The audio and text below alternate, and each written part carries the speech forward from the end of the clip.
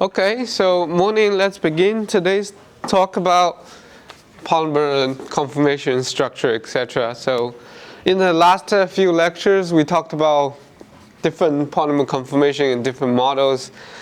We discussed the freely joined chain, freely rotation chain model, etc. And we talked about how to measure and calculate end-to-end distance.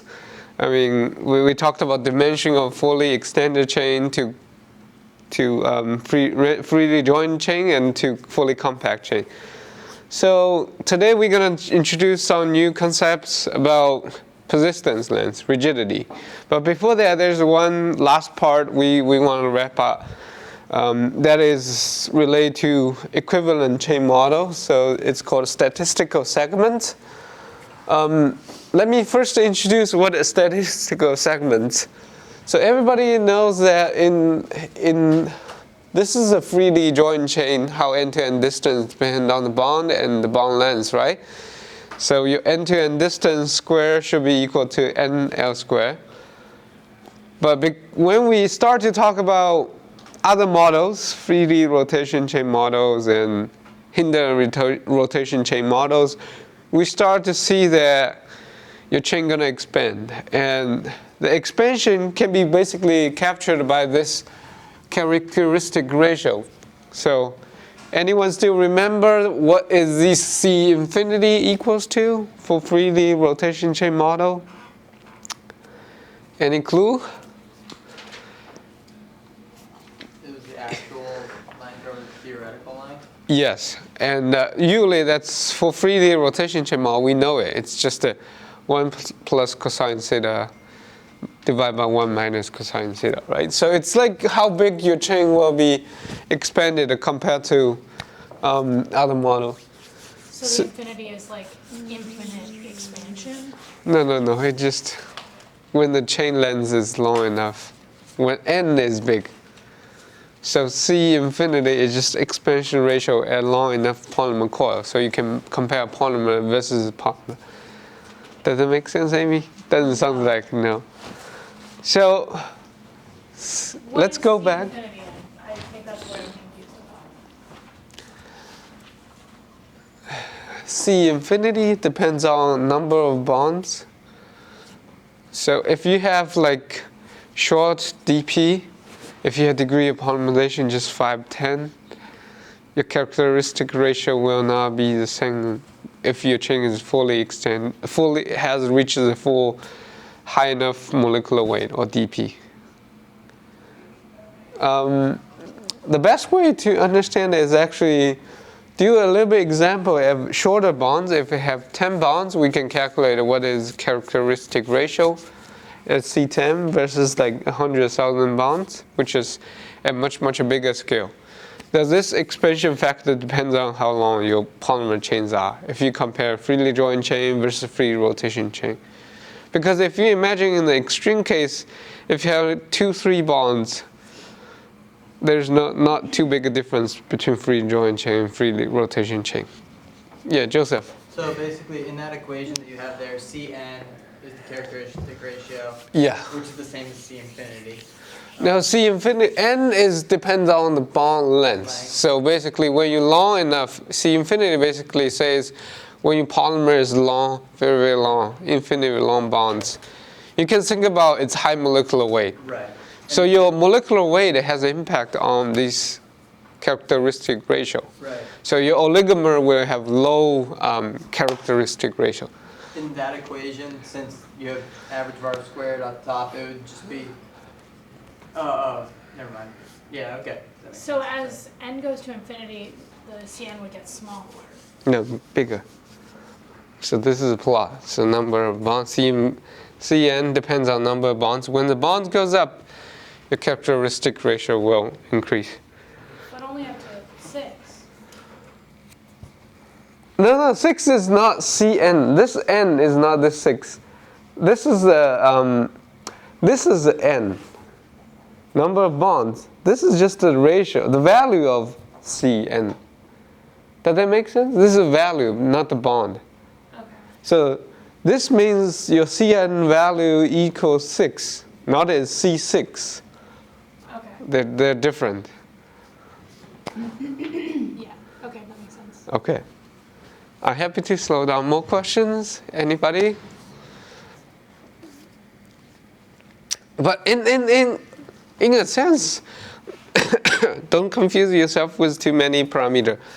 Just imagine characteristic ratio would be just a value tell you how bond angle allow your polymer to expand. So this value is definitely will be bigger than 1, and typically between 1 and 10. Okay, so that's the range. So if you look at Tim Lodge's textbook, he shows you all these values for different. I happen to bring a textbook. I didn't memorize all of them. But this is expansion factor, and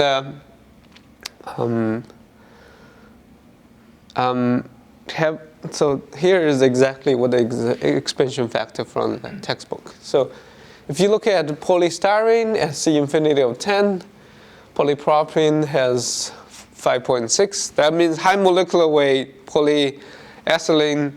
When you compare it with freely joined chain, the chain will expand by a factor of 5.8. That's because of bond angle restriction, etc.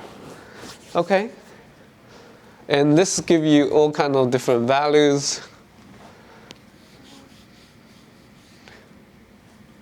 Okay. So let's keep going. Today I want to introduce one single concept is because freely joined chain is so elegant, so nice. So a lot of time people want to describe a chain that is not freely joined chain, use a freely joined chain model. Okay. So how does that even possible?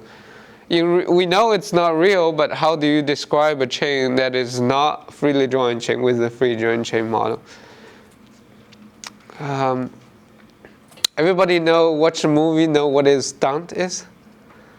So when someone is very rich, when he's doing some dangerous move, he don't want to be his same self, he hires someone very well paid still do those ridiculous, dangerous act. They look exactly the same to movie to you, but you didn't realize it's like two identical person, but they're actually different. So we can find a stamp for polymer as well. So look at this one. You can see two colors. One is black, one is red. They're different, right? You can see the red has longer segments. The black has a shorter one and more bonds. So you can imagine they will not behave everything the same. But in certain conditions, they can have the same end-to-end distance. So in other words, if you want to describe a polymer, you can find a stamp for it. The red one is the replacement for the black that will result in same end-to-end distance. So we can simply write end-to-end distance C equals to C infinity and L square. But we can also find a replacement. Imaginary, you have now M bond, N is repeating degree of polymerization. So we don't use the number of bonds. We use degree of polymerization. And we use B instead of L. B is, we call it, a Newton is a statistical segment.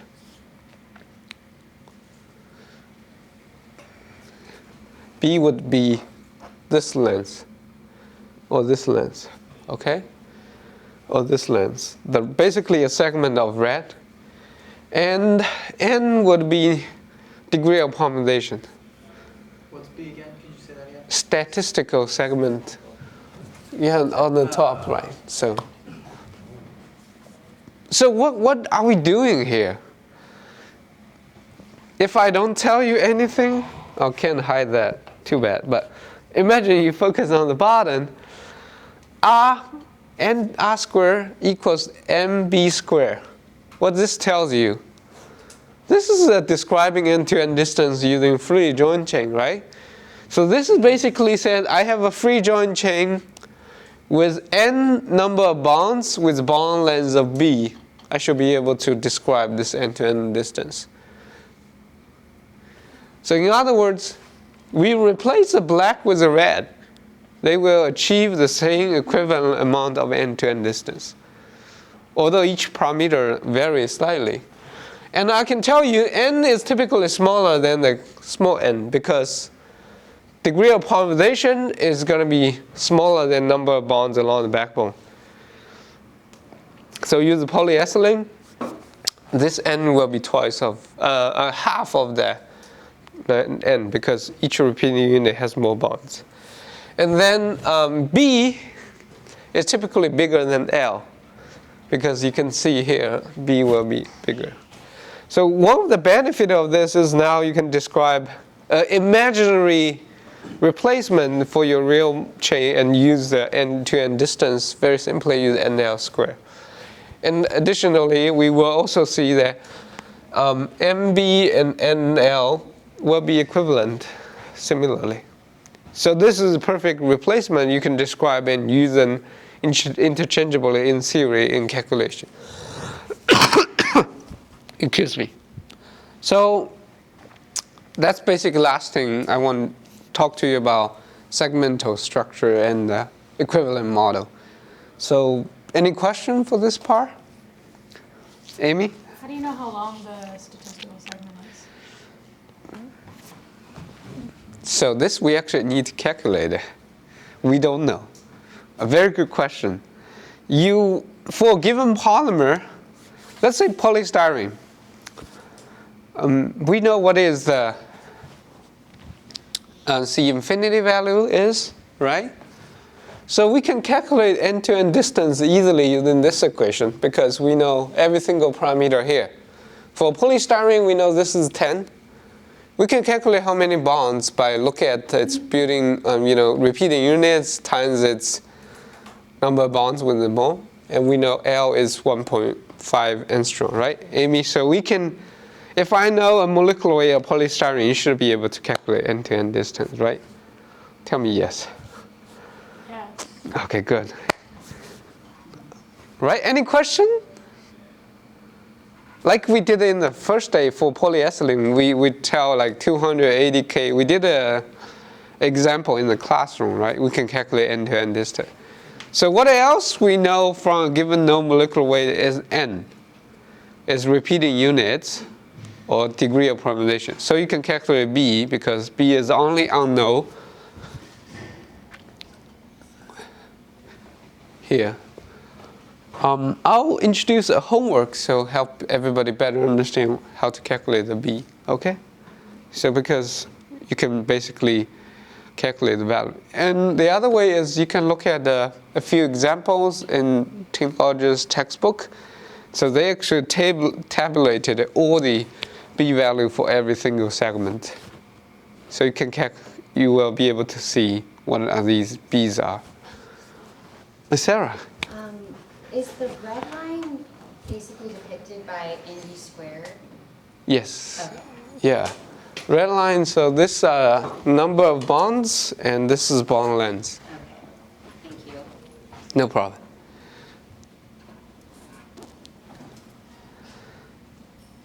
Okay. So let's talk about chain flexibility. So we introduced that we want to discuss about chain flexibility because the end-to-end distance is not a good way to describe how rigid chains are. How rigid or soft, right? So imagine something really rigid will behave like a rod. Something more flexible will behave like a coil. So it will be able to twist and bend a lot along its length. And this is a great example of being flexible, you can see. You guys out will be pretty flexible. Yeah. No? There is a exercise called a road bike. Everybody heard about that? Nobody watch Tour de France? Okay. Oh, one. So you will need to ride a bike. Typical bike you ride this way. Leisure bike, maybe gravel bike this way. But road bike, you have to ride really angle. So when you're not so flexible, you can't bend. I will be semi-flexible. I will be between these two. You know, I'm getting old. My back it will be between these two. Maybe 10 years from now, I will be rigid. But you guys should be semi-flexible and flexible. But how do we quantify how easy to bend for a structure? Is now use the end-to-end distance, and we will learn a term, discuss about how to describe it today. So, any idea, any wild thoughts how we should quantify the rigidity of the polymer? Compare the red vectors to the green vectors. Very good. I think you stole my sounder. But that's so technical, right? But is there an easy way to help everybody understand the term? Joseph, you were proposing something? I think you raised a hand. Maybe, I was going to say how many bonds there are compared to the end-to-end distance. How many bonds compared to end-to-end? Uh-huh. That one is, Okay, how many bonds within? that doesn't really work. Let me think. Yes, it should work. It's actually a very good thought. It's not what I'm going to propose, but they were talking about exactly the same concept. Okay? So what I'm going to teach you guys is now, imagine you're driving. Oh, not driving. Driving will be too crazy. Have you everyone? I like bring my kids to Florida for vacation in Pensacola in Memorial Day. It's like my family tradition. So we go there every May, and we were mostly in Pensacola, but recently we found a place called Dusting. It's a little bit further. It's 1 hour further down there, but they have a lot of family fun. And one of them is a go-kart place. Everybody likes to drive a go-kart? Go-kart is a great example here. So you can see, this is like a go-kart track, isn't it? What's the signature of a go-kart track is it will have a lot of twist, right? So you can think about, this is, if you don't want to go-kart on this road, because it's pretty late. You want to drive there? Yeah, it's pretty dumb, right? Unless there is like a sharp uphill or downhill, then maybe. But everybody loves to drive here. And you can imagine, we're going to introduce the idea is called persistence length. That will be the idea that connects your polymer and to the rigidity. So the rigidity, you can imagine that's how long you can stay straight without diverge. So this means you have to take very short distance, then you need to make a sharp turn. And this is taking longer distance before you need to make a sharp turn. And we can define definite angle is take it to turn 90 degrees, for example. So you can see it takes a short distance to turn 90 degrees. This is longer. This is always straight, so it doesn't turn 90 degrees after a long, long distance.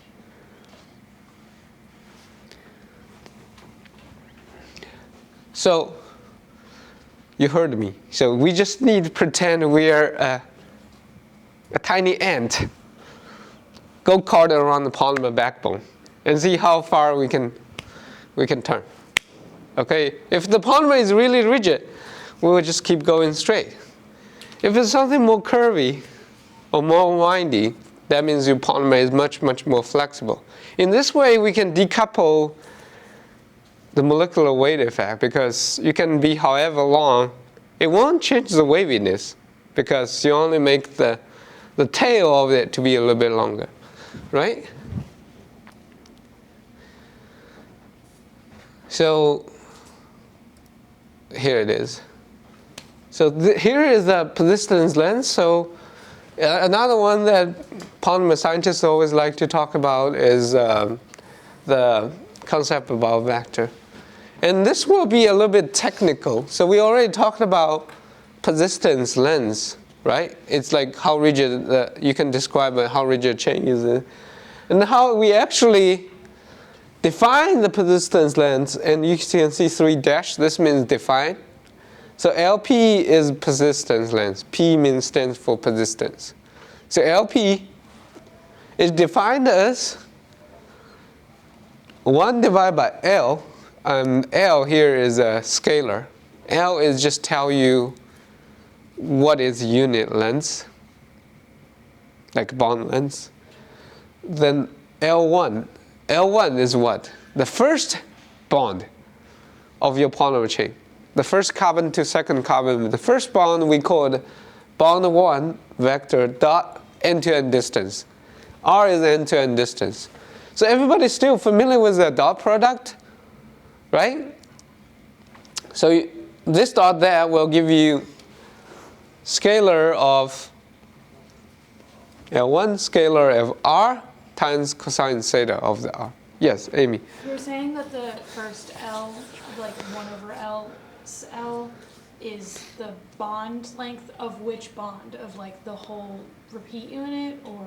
Yeah, well, it should be the same, right? We are assuming you have a bond length is always the same between one segment to next segment. So imagine polyethylene, it's just 1.5 angstrom. So this would be the value of 1.5 because we want to normalize the length. We just want to count it once as a direction here. So in polyethylene, Yeah. L and L1 would be the same. Yes. Or the magnitude of L1 would be the same. Yeah, exactly. And we want to cancel them out because we only want to count the directionality of that L1. And what does the triple equal sign mean? Define, which means LP is defined as this equation. It's not means equal, it just means it's defined this way. Okay?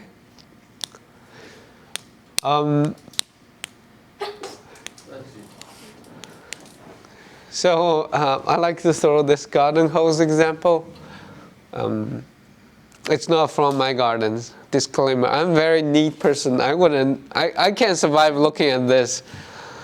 It's gonna drive me crazy or tangle up. But it's a good example. Shows you within a 1 or 2 inch section, it will be rigid. So this gives you some idea about what would be the persistence. If your polymer chain, if we look at the length scale for any given polymer, length scale shorter than persistence length, it behaves like a rod. Okay? So I'll give you 2 extreme examples, something really flexible. This might have LP of 7 angstrom. This could be polystyrene. Okay? This means polystyrene within, it will start to bend after you walk around the backbone of 7 angstroms. So roughly 5 bonds. Okay, after 5 bonds, the polystyrene is no longer segmentally rigid.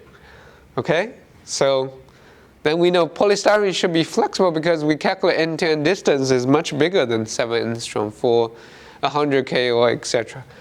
So let's talk about other extreme. DNA molecular, double-strand DNA has a LP persistence length about 30 nanometer. So much bigger and longer. So if you look at the molecular size scale about, let's say, if I'm at 20 nanometer scale, DNA will behave like a rigid rod. Okay? Then there is something in between. Those are some of the polymer we study is called a conjugated polymer, or some of the other group is study bottle brush. So in this case, this LP can be between 1 to 20 nanometer. So somewhere in between. Those are examples. Those polymer has side chains coming off the backbone, so it forces backbone to be straight. In that scenario, you can have something more straight, more rigid. Okay? So any questions so far regarding the concept of persistence length and how to interpret? Yeah. What are these bottom 2 equations for persistence length? Oh, these? Oh, this is just an expansion. I haven't get to it, Amy. Oh, okay. So let's talk about it now. So R is end-to-end distance. So we can expand and rewrite this equation to help us understand. So end-to-end distance R will be equals to bond 1 add to bond n, so we can write this summation sign. So that means we're going to add bond 1 to bond n. And we can expand, because we know L1 need to times Li expansion. So this will be expansion of this equation to here. This will be L1 dot L1 plus L1 dot L2 plus L1 dot L3 average, all the way to the last bond.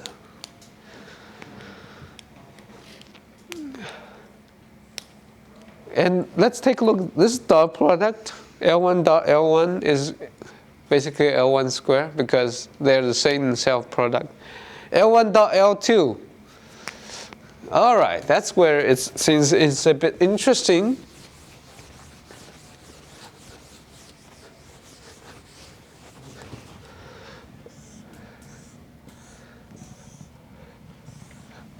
All right, so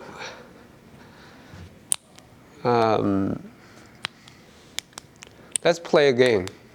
I like so much playing a game.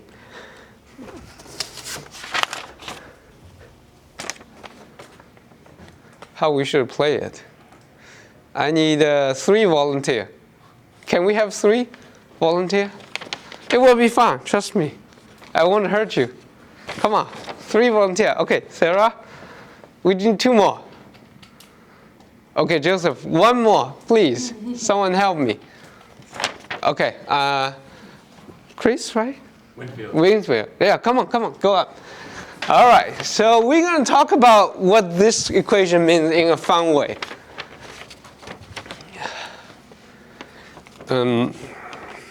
So, Sarah, I want you to write a letter, 3-4 character, and write it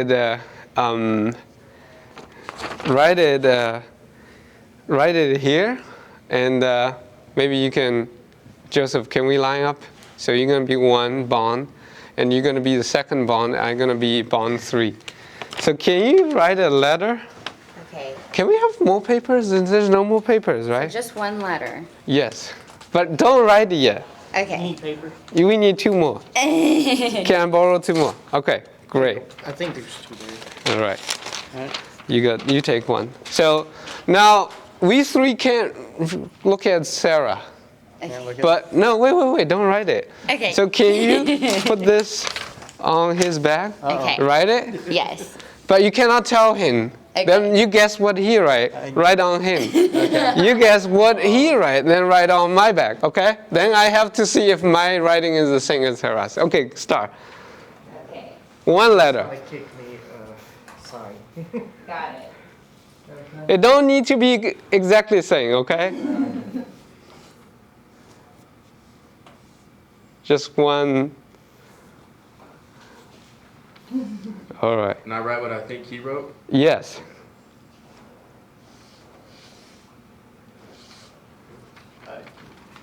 That's it? Okay, I think it's W. What?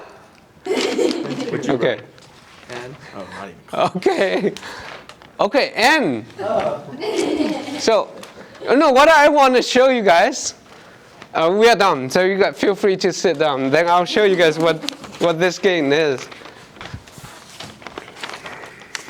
So we have some passover of directionality, but over a long distance, it's lost, right? Imagine how accurate this would be. It can be possibly passed around 1,000 people. You know, if you guys are really good, it may be past 10 people. You guys can do it after class if you can pass along the whole class. But the bond angle, so L1 dot L2 basically tell you L1 vector dot L2 vector will be equals to scalar dot cosine theta. So if the theta is not 0, this will be between 0 and 90, so your cosine theta will be a value between 0 and 1, right? Does that make sense, the cosine theta? So that means every long angle you take, you lost a little bit of memory where you were coming from. You take another angle, you lost a little bit memory with the last one. So the longer you walk around the chain, this guy will not memorize where the last person's direction. Like what I didn't know what Sarah actually was pointing to, or what the ladder is. So we're going to lose memory. So same here, persistence length is basically calculating the bond direction for the first bond, how much the first bond memorizes first bond's direction. Of course it's memorized, right? It's a self-dot product. So the second bond memorizes some, the third bond will lose more memory, and so on and so forth. So by doing so, we take an average, we can get what LP is. This is what I just showed you guys. So L2 will basically has a projection on what L1 is. So it will have a cosine theta projection. But for L3 dot product L1, it's basically going to be L1 dot L3 equals L squared, cosine theta 2 and theta 1. And what is these two? So that's bond angle of theta 1 and bond angle in theta 2. So for long distance, for any bond of I and J, so I and J can be any random two bond we pick, we would have L squared times cosine theta, what is this called? Exponent of 1 minus J absolute. So I and J, so the longer the distance between I and J, you will have more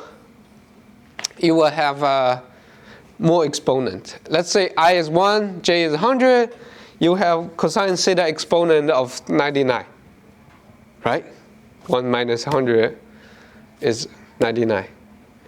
So what that mean? That means cosine theta exponent 99. It's going to be tiny, very, very tiny. Let's put a number. Let's say if it's 0.5 exponent of 99, let's do not even 99, just let's do it 9 times. So 0.5 times 0.5 times 0.5. So I'll get to you just a second. So you can see that the chance is very low. That means when you have a chain, bond 1 and bond 99, they don't correlate. I use the word correlate. That means they don't know what each other's doing because they don't communicate. Yeah, Joseph. Is Li always 1? Or is I always 1 since you're starting with your first? Yeah, this is just a generic equation. So this shows you what is generic two bonds along the backbone would behave. But in the definition last slide, it is L1. But you got the idea, so we are calculating how much direction the chain memorized from where they start off. And LP, here's another definition. I like the one Joseph proposed. Remember, Joseph said, why don't we use end-to-end distance to divide by number of bonds? LP is related. Look at here. It will be end-to-end distance not divided by number of bonds, but number of bond times bond units. So we can see what is the N and L is. Okay, this is the definition. So if you calculate it, R squared for a bond is C infinity and L squared, characteristic ratio times number of bonds times L. This L cancels out, which is great because we don't want the persistence length to be molecular weight dependent. So N should be gone. And we left over C infinity divided by 2 times L. That's the persistence length and how it's related to the rigidity or expansion ratio, C infinity of the polymer. And you can look it up, LP and C infinity, in any textbook. Okay, so for those commonly studied, we all know.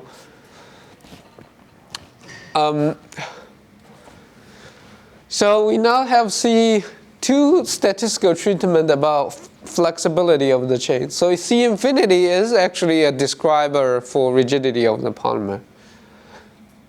but not end-to-end distance. So you can either use LP or C infinity to describe how rigid you are, but historically people prefer this persistence length because this describes some physical concept for everybody real easy to understand. It basically means how long distance takes your polymer to lose directionality. Yeah, Sarah. So this equation will always stay the same from model to model, maybe just how you come across your end-to-end distance would change? Yeah, so it stays with every single model because Okay. because for free joint chain, it just means this C infinity will be equals to 1. Or in that case, we need to do a little bit correction because C infinity here needs +1. Because in free joint chain, you can't have the LP smaller than 1 bond. So for free joint chain, so LP is basically 1 bond. C infinity should be 2 in that case. Okay? It would be 2? Yeah. Okay. Any other question related to that? So rigidity, polymer, etc. So I showed you a few examples. Let's take a look at some of the common values. So let's go back a few slides. So here, so these tell you polystyrene is more rigid than polyethylene. In this case, C infinity, because persistence length will be half of that times the bond. And if we divide it by half times the bond, we know this half it would be 5 times the bond length is 1.5 angstroms. So this basically means polystyrene has persistence length of 7.5 angstrom. Okay? And let's take some shorter ones. Polyethylene, persistence of 6.7. That means we divide by half times bond length. So this will be 3.4 times 1.5. Oh, 3.4 times 1.5. So 3. It's about 5 angstrom. Okay? 5 angstrom. Shorter than polystyrene, right? And how many bond it takes to lose direction is basically C infinity divided by 2. So for polyethylene, it takes 1, 2, 3. So the C1 and C carbon 4 is already not correlated because C infinity divided by 2, L is defined as LP. So you can see this would be how many bonds along the backbone for lose directionality. So most flexible polymer are pretty flexible because imagine the bond can rotate and bond angle is 109 degree. So this is 109 degree. So it makes sense with a short distance the bond loses already where original direction is pointing. Right? Amy? Yeah? The equation you wrote up there, LP equals C infinity over 2 times L. I may have just written it down wrong, but I thought the L was on top and also divided by 2. No. Let's take a look here. I'm sure. It's the same, right? Oh, okay, yeah. Yeah. So, okay. So any other questions about persistence length? I think what I was trying to get is most of polymer are really flexible. Because the bond can rotate. So a lot of interesting structure. Some of the polymer, you have to make it rigid, have really do some fancy design in its chemical structure. What I mean by fancy design. So you can't have single carbon bond. Instead of that, you have to replace with some bulky ones like bending ring. You should put in like some fancy structures around that. Or you can even put in some conjugate structure like we do. So in this way, you have the tendency to make the polymer much more rigid because this structure don't bend or twist, right? And in some interesting chemists, for example, one of my collaborators in Texas AMU, they are trying to develop some polymer. They call it ladder polymer. Yeah, why they call it that way? A ladder polymer reminds you a ladder, right? So instead of just have a carbon, because they can rotate, inside of one string, they develop some of the chemistry allow you to put in more than one carbon along the backbone. So in this way, imagine this would be fairly rigid to rotate or bend, right? So that way you can create a really rigid structure, allowing some interesting mechanical property. And they create also weird way the polymer to pack. When they put the polymer, they actually cannot stack into a very dense film. They create nanopores. So there's also researchers relying on creating rigid structure to make porous material. Because if you put the chopsticks on the floor, there's a lot of hole in, because they can pack densely, right, Amy? Make sense? So control rigidity has a lot of applications, and so we just gonna talk about today, introduce the idea of that.